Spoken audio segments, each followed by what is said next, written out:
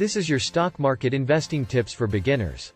We're gonna cover investing tips for beginners and how you can become a better investor and make more money. We're gonna jump right into these investing tips. There's going to be 10 of them. I'm not gonna cut or edit these investing tips. Here we go. Number 1. Buy stocks that you understand. Again, this video is crafted for beginners, so I'm saying, buy stocks that you understand. For example, let's just say that you like Tesla. You like their vehicles and you think that their cars are great, and you think they're gonna have a great future. You know that's the starting point. Same thing with Apple.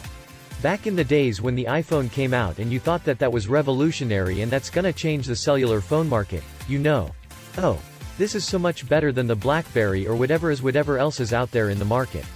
You can understand that. You understand what their product is. You understand what the company sells. It's very straightforward, relatively speaking. This is compared to, like, a Bear Stearns. If you're trying to analyze the balance sheet of a Bear Stearns back in the financial crash with C.D. Odell, like, come on. That's gonna be so much more difficult. Therefore, I'm saying, for beginners, if you can easily identify, you know what the company is, what the company sells, you're gonna be better off. You're gonna be making better investment decisions. For example, Chipotle.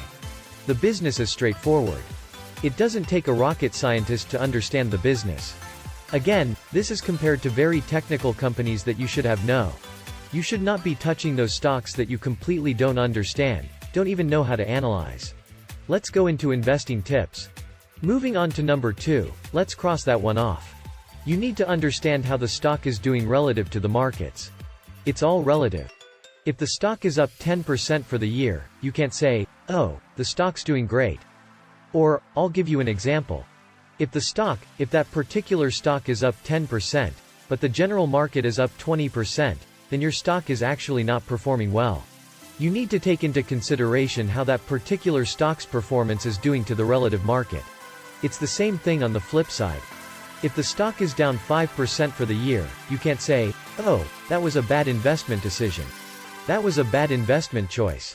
Because if the market is down to 20%, and your stock is down 5%, that stock pick is actually doing great. You did a phenomenal job. Therefore, you need to take into consideration how that particular stock, that specific stock, is doing compared to the industry, how it's doing compared to the general market. So, please keep that in mind. Investing tips. Here's number 3. Buy in over time. You want to take a staggered approach. Let's say, for example, that you have $5,000. I would not recommend taking that $5,000 and just investing all that, all at once. Just take, like, a piecemeal approach. Invest that money over time. Or, here's another example. Take a portion of your paycheck, whatever the percentage that may be, and just keep buying into the market, whether you think the market's overvalued or undervalued. Just continuously keep putting in a piece of your paycheck every month into the stock market, just taking up a staggered approach. Don't just go all in at one point in time because it's just a safer approach. Because you might get all your money in, you might get lucky, you might get all your money in at the very bottom. Or if you're unlucky, you might get all your money in when the stock markets look at all-time high. So therefore, it's just the better, safer, and more conservative approach to get your money into the market over time. Just piecemeal rather than all at once. Investing tips. Here's number 4, avoid penny stocks, especially if you're a beginner. My definition of penny stocks is if you're going to go to the OTC market or the pink sheet market, the PKs, just don't even try it. I mean, they're not even regulated. You're just asking for a disaster. These I'm talking about, the stocks that are not on the NYSE, the New York Stock Exchange or the Nasdaq. Okay, even the Amex is, that's one thing. But if you're talking pink sheets, they're OTC's BBS, just don't do it. You have to be such a seasoned, very experienced to actually find like a hidden gem in the pink sheet market. But even that is super dangerous and risky. Therefore, you got to really know what you're doing, have a lot of experience. If you're new to this, don't go to the pink sheet market, let IC markets. Please don't invest in penny stocks. Investing tips. Number 5, remember about taxes. People have this misconception that if you have a gain and you leave the money in the brokerage accounts, then you're not gonna pay taxes on it. If you sell your position, if you sell your stock for a gain and you still have the money in the brokerage account, it's still taxable. It's gonna show up on your 1099. Be there for you have to take into consideration that you're gonna have to pay taxes. You most likely will pay taxes on your gains. Just remember that, so mentally set some money aside or send an estimated tax payments. But just remember that there's going to be taxes under capital gains. Regarding taxes, if you sell your position for a gain and you held it for less than a year, you're gonna be paying a higher tax rate.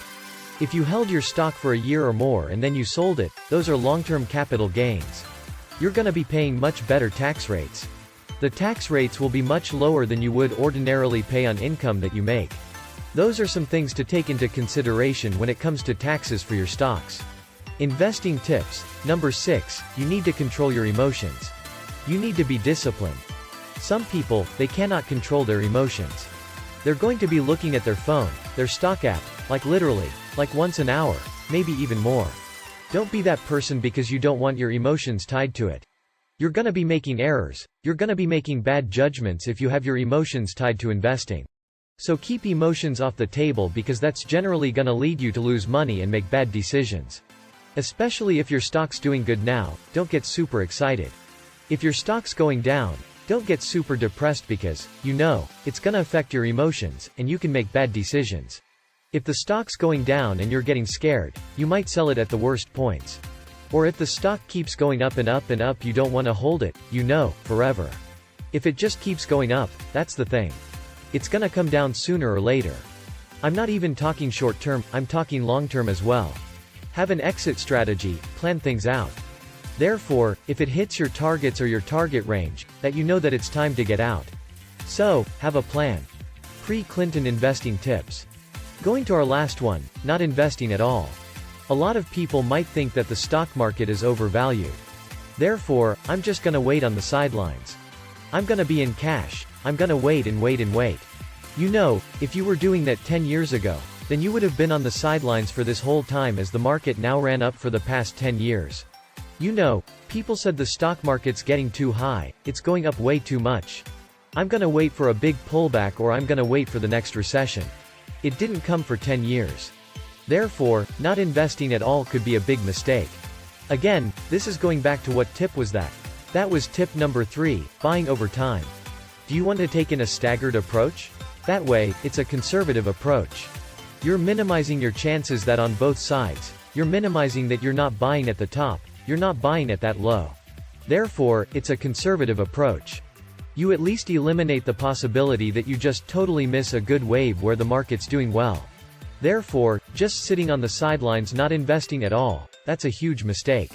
I hope you enjoyed these investing tips. There'll be more to come. And please subscribe and see what we are buying in our portfolio. And you can follow along and you can use the affiliate links below to get you started. You'll get a bonus for signing up for a stock brokerage account. We get a bonus too. You get a bonus, and we all win. Thanks so much, see you next time.